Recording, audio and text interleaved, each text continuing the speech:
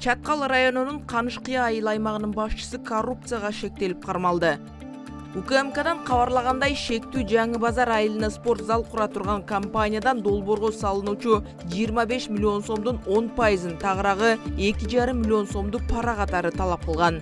Ал акчаны алып жатканда колго түшкөн. 1,5 ай мурда эле УКМК төрагасы Чаткал районунда өткөргөн жыйында жергиликтүү жетекчилерди таза иштөөгө чакырып, так ушул айыл аймактын башчысына жеке эскертүү берген эле. Же чарчасаңыз, же иштей албасаңыз, анда айтышыңыз керек да кетсеңиз, давайте бир жашап балдар иштейин деген болду. Азырынча мен пока сизден нарушение таба элекмин, сизди сиз деп сүйлөйм. Эртең бир нарушение таап алайын. Нарушение табылгандан кийин очень жесткое отношение.